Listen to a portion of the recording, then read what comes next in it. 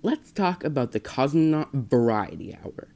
He's a movie reviewer on YouTube with over 1 million subscribers, who I like to describe as a controversial version of Schaeferless Productions.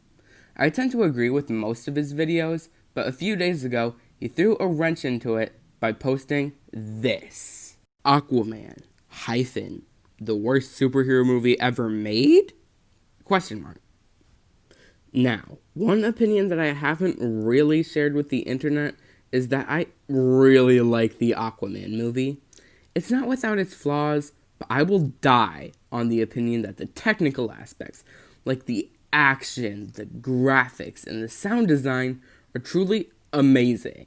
Just look at the set design of Atlantis.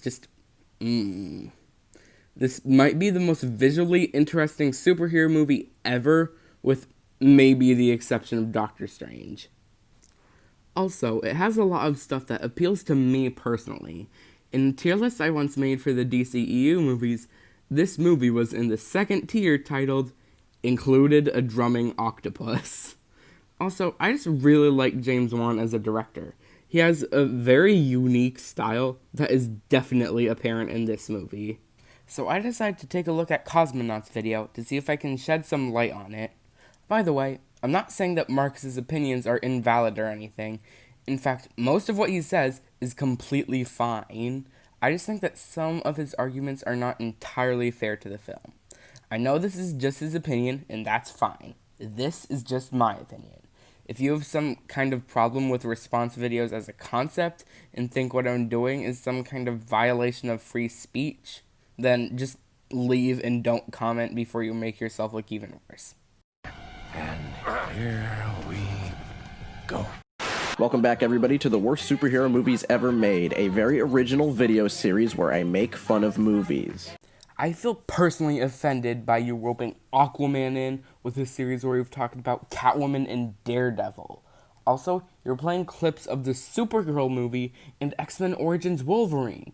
How dare you group Daddy Aquaman in with them? And unlike other bad superhero movies I've watched on this channel, I actually really like some parts of this movie. So does this movie belong with the rest of the worst superhero movies? No, not really. This is why this video was so hard to write. You seem to have preempted some of my criticisms and then gone back on them at the end. So it's hard to tell what he's joking about and what he's being serious about. So I'm just gonna assume that the stuff that he doesn't go back on, he's being serious about. If I'm totally wrong about that, then you can tell me all about it in the comments. I've been thinking about what kind of video I should make for this milestone, and what better video than a review of a movie that I've been jabbing at for years now. Aquaman. This movie has been out for about a year at this point. You have an interesting definition of the word years. Anyway, this cute backstory gets interrupted by an explosion, and we get a really cool little fight scene, and I kind of feel like giving credit to DC for once. Warner Brothers actually lets their directors do whatever they want with these movies, for the most part, at least compared to Marvel movies. The Marvel movies are kind of bland, and they really lack a lot of, director personality. Okay, let me stop you right there. If you can genuinely look me in the eye and tell me that the Marvel movies lack director personality, when it's 2020 and stuff like Guardians of the Galaxy, Homecoming, Doctor Strange, and Thor Ragnarok exists, I will ask you to get your eyes checked. So Aquaman saves the sailors that weren't brutally murdered, and then he fights the pirates. And it's kind of funny how much Aquaman fucks this guy up. I'm not the guy. He fucking bodies these guys, and we get another out-of-place, tender scene where the brutal murderers beg Aquaman to save them. And I don't really know who I'm supposed to root for here, which normally would be kind of a cool idea. Like, yeah, these guys are murdering pirates, but is it Aquaman's job to save them? Maybe Aquaman isn't that kind of superhero. But what I don't like is how the movie is trying to make us feel bad for these pirates just because of that ham-fisted, ridiculous scene we saw earlier. These two scenes being shown one right after the other is just a really poor way to try to manipulate the audience. It doesn't work for me. I'm all for moral ambiguity, but this is not moral ambiguity at all. Then shouldn't it be obvious who you're supposed to be rooting for? You said that you felt no connection to the pirates. So in that case, you should totally be rooting for Aquaman. Also, Let me direct you to something you said seconds earlier. Like, yeah, these guys are murdering pirates, but is it Aquaman's job to save them? Maybe Aquaman isn't that kind of superhero. Your investment in the pirates' relationship should have nothing to do with whether Aquaman should save them or not. It's Aquaman's adamance that they don't deserve saving because of their actions that's supposed to be the morally ambiguous part of this, not your personal connection to the pirates. The conversation between them before this was just supposed to humanize them a little bit. If this movie has taught you anything, which clearly it hasn't, then it's that all lives should matter equally, and picking and choosing who to save will have negative consequences. This is brought to fruition after Manta's attack in Sicily, and comes full circle when Arthur refuses to kill Orm, despite having every reason to do it. It's not that you should try to save everyone because you never know which of them will have poorly written father-son dynamics, because that would be dumb. You're not supposed to feel sorry for them because they have a special connection. It's because Arthur refused to save them. It's not the movie that's trying and failing to make a point. That's your videos doing.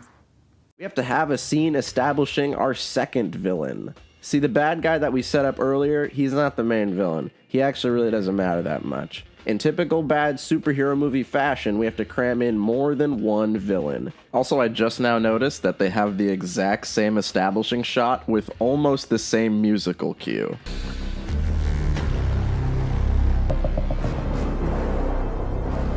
I think one of the only times that multiple villains is done really well in a superhero movie is with The Dark Knight. Joker doesn't really need a lot of dialogue explaining who he is. So a lot of the core character development goes to Harvey Dent, and we also get to see how him and the main villain bounce off each other. But in a movie like this, we have one villain with a really boring backstory and a predictable arc, and a villain who's just kind of there until the movie forgets about him. Black Manta just doesn't need to be in this movie, and you will see why later. We have to have a scene establishing our second villain.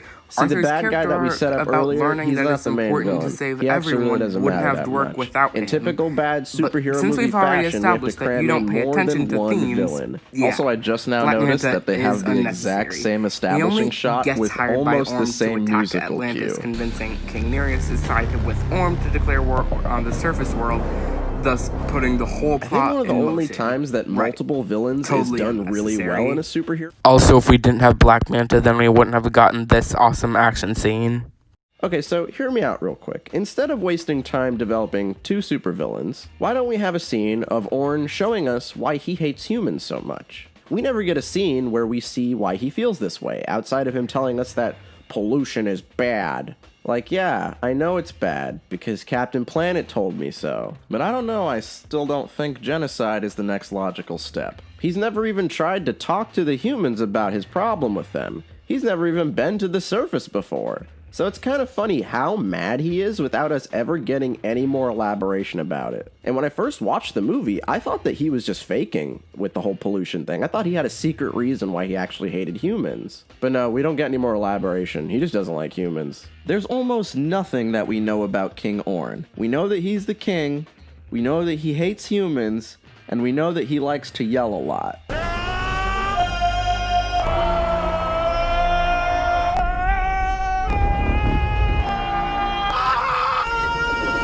And this just makes him into, like, your typical cartoon villain, and I'm fine with cartoon villains, but since this movie is already a blatant ripoff of Black Panther, a movie with a really good villain, you think they'd try a little harder.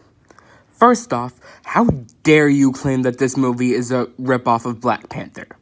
Second, this point is the most obviously dumb one of the video. Orm has more reasons for hating humans than just pollution is bad. In fact, when I was making this video, the third highest rated comment said he hates humans because his mom was executed for having a kid with a human. And this is not an isolated thing by any means.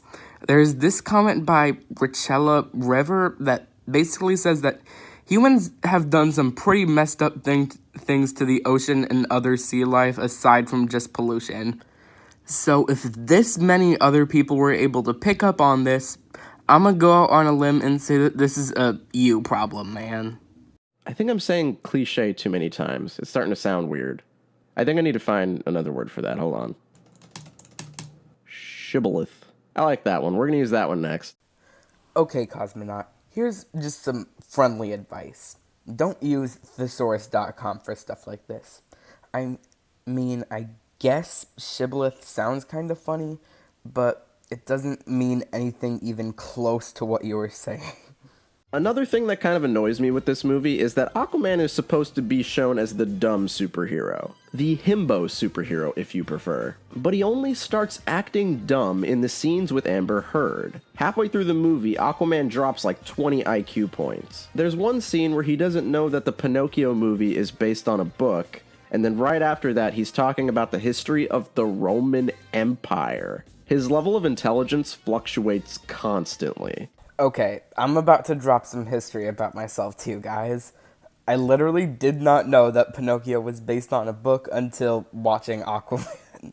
And yeah, I do know quite a bit about the Roman Empire, so this does in fact happen to real people. Granted, it's not doing Arthur any favors by comparing his intelligence to that of a 15-year-old, but still. Also, knowing that so-and-so is based on a book isn't really the same as intelligence. So anyway, Arthur passes his test, and Orin is now suddenly in a war with crab people? I feel like we missed a scene. Where did this epic battle come from? I think the screenwriters went down their hero movie checklist and realized, oh dang it, we didn't cover the epic battle scene yet. Like, who the fuck are these crab people? This is our first time ever hearing about them. A few seconds before the battle begins, we get the most minimal exposition explaining what's going on here. Okay, fine. The movie could have done a better job at explaining what's going on, but you are right about that.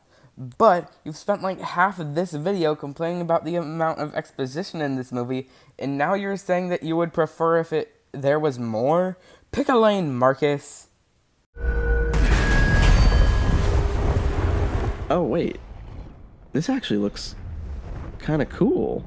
I don't know what's going on, but I think my lizard brain just got activated. I may not know anything about Orn, but as a viewer, I still want to see Arthur win. And it's really cool conceptually that the rematch happens on Arthur's terms, since the previous battle was shown to be stacked in Orn's favor. I like how all the water is used to show the force and speed of the attacks. This is a movie where the characters use tridents for combat, and I like that the choreography actually makes the trident combat pretty cool. And then we have reincorporation of Arthur mastering the technique Willem Dafoe taught him, and even more reincorporation with Arthur splitting Orn's trident the way that Orn did to him earlier. Yeah, it's a really simple way to show that our hero has bested the villain, but sometimes simple narrative devices are effective. God damn it, I like this movie. We got him, boys. Okay, so that's about everything that I have to say about this video. While I still stand by that some of his complaints were not very well argued, and the fact that he has no idea what the word shibboleth means, I am really glad that he came around to liking it. Good on you for being open-minded enough to change your opinion. Most people are too stubborn to do that. There's one YouTuber who I will not name that is obnoxiously adamant that all the DCEU movies are trash and gets butthurt whenever people try to call him out for his obvious Marvel bias. So, to sum this video up, it takes an international pandemic for Cosmonaut to change his mind about Aquaman. Goodbye.